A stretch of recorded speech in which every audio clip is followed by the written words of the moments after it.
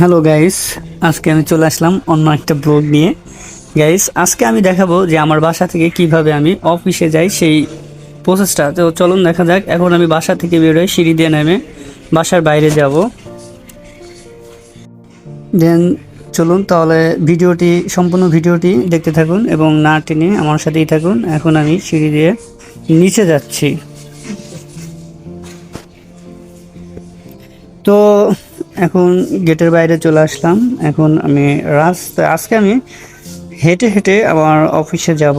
তো আগে একটা বলে রাখি যে আসলে খুব লেট হয়ে গেছে, কারণ ঢাকা সিটিতে সকাল 8টা বাজার সাথে সাথেই ট্রাফিক জ্যামের একটা হিড়িক লেগে যায়। সকাল 8টা থেকে 9:30 পর্যন্ত অনেক জ্যাম থাকে রাস্তায়।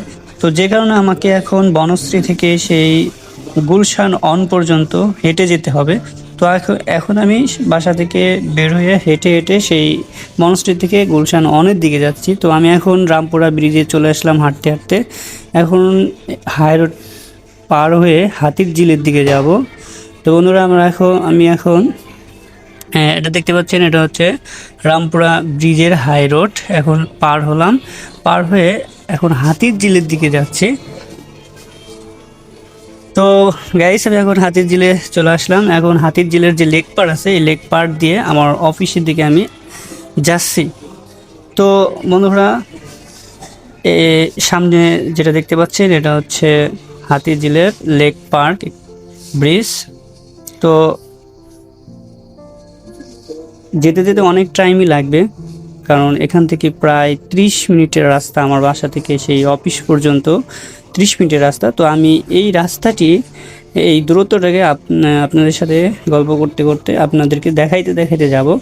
আমার পাশে যে দৃশ্যটা দেখতে পাচ্ছেন এটা হচ্ছে হাতির ঝিলের ফ্রন্ট বা হাতির ঝিলের, বা এটাকে গুলশান লেক পার্কও বলা চলে বা হাতির ঝিলও বলে। এটা হচ্ছে রামপুরা হাতির ঝিল। দেখেন কি একটা সুন্দর। তো গাইস, হাতির ঝিল পার হয়ে এখন আমি প্রায় অফিসের দিকে, আমি এখন আমার অফিসে চলে আসলাম। এটা দেখতে পাচ্ছেন, এটা হচ্ছে আমাদের অফিস। এখন আমি গেটের মধ্যে প্রবেশ করলাম এবং গেট থেকে আমি লিফট দিয়ে অফিসের ভিতরে প্রবেশ করবো। তো এখন লিফটের কাছে চলে আসলাম গাইজ। লিফটের ভিতরে প্রবেশ করলাম। এখন আমি লিফটের বাটন প্রেস করে উপরের দিকে যাব। তো এখন আমি লিফট থেকে বের হয়ে আমি আমার যে ড্রেস সেখানে যাচ্ছি।